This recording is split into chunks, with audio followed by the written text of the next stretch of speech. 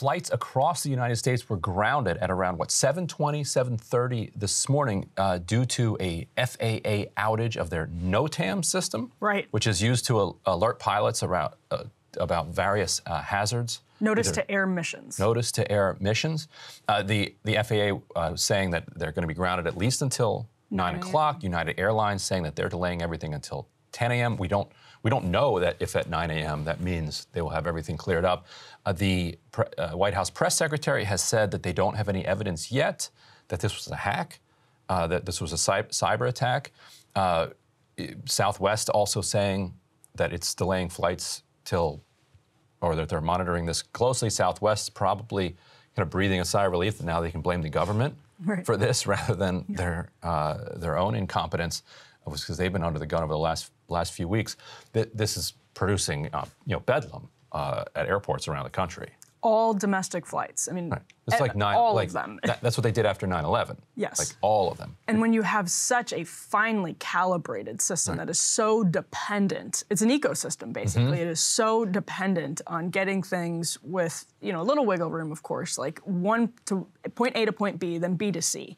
And if you break one of those links, let alone all of those links, it's not going to go well for days. There's no digging out of this. It may seem like 90 minutes, no big deal, if in fact they get this back up by 9 a.m. But of course, the rest of us know that's just not how the flight system works. Once flights are delayed and canceled, it throws things off literally for days. Yeah, I wonder how long of a complete outage they could have. Maybe a half an hour, maybe. Yeah. Where they can kind of work the system through and get back on track by the end of the day. We're looking at a minimum hour and a half. If other airlines follow United, we're talking 2.5 hours. But like you said, it's an entire ecosystem, and so just moving it all this way is not so simple. Because now the flights and the crews that were supposed to head from Baltimore to Toledo are not arriving in Toledo. The ones that are supposed to leave Toledo for Atlanta. And people miss their connections. People are certainly going to miss their connections. The connections won't actually be there. Yeah. So this could result in days and days of carnage.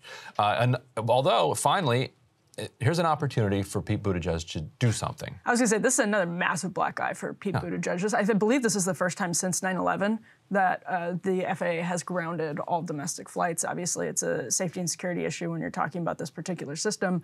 But the question then becomes, and this is very early, this is literally a breaking story as we're talking right here. So we don't know what's behind this, if anything. We don't know if it was a glitch. We don't know if it was nefarious in some way or another. But we do know it's obviously another failure of American infrastructure on a massive scale. And once again, with air travel, in an industry that has incredible problems, that got bailouts to the tune of millions and millions of dollars over the course of COVID, and has obviously struggled for market reasons, but also struggled for ridiculous corporate reasons too. It's its own corporate greed and structure. And Pete Buttigieg has a real test in front of him. And I think he's repeatedly failed that test over the course of his tenure so far. Yeah, he's like, well, he wants to be president. He's going to land in as transportation secretary. Massive supply chain crisis that he was not out in front of, whatsoever, along with the airline crisis, and then the failed railway fight with the unions, where they they ended up forcing a contract onto the railroad workers. And then Southwest, and there was, as Matt Stoller has explained passionately and many times, there were things that could have been done from our transportation department, which has purview over all of this, that were not done for reasons that seem to be their relationship with corporate America.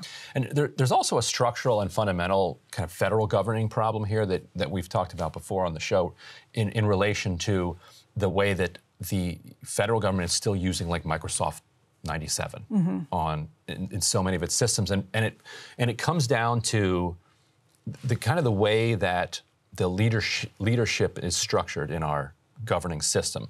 So if you are hired as if you're brought in as an appointed confirmable government official, you're probably going to do a year to maybe 3 years. Like it's unusual that people are doing like an entire 8-year 2-term stretch as a director of a particular agency.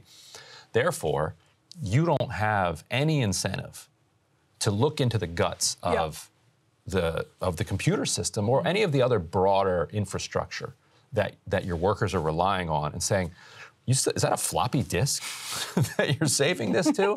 Because you're like, I'm only going to be here for 18 months. And I'm being told to cut spending here, and I'm being told to save over here. So if I come and say, look, this system is just completely broken. Go, like, walk around a federal office and look at the size of the hard drives. Like, what we need to do is we need to replace all this with, you know, actual contemporary software and computing equipment. The people above you are going to be like, who's going to pay for that?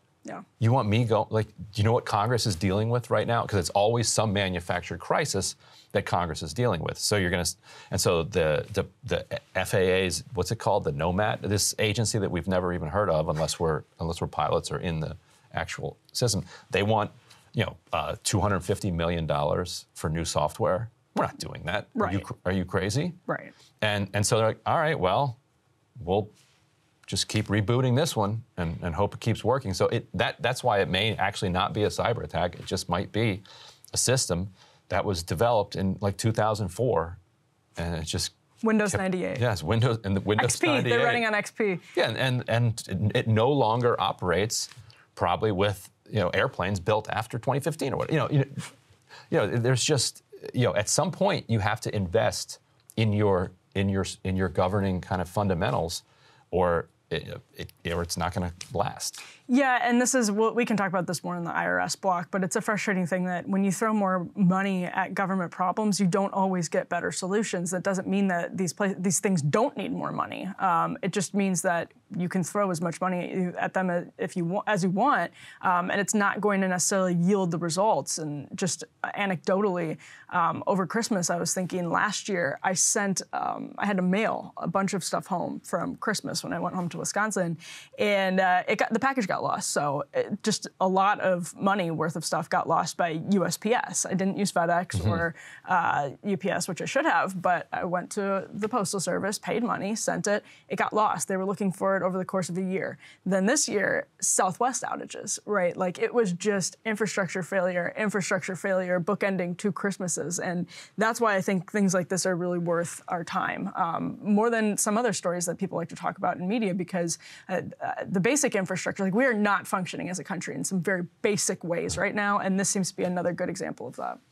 And if you're watching this program on your phone, sitting in a terminal, wondering whether or when your plane is going to take off, we feel for you deeply, but we appreciate you sitting out there watching.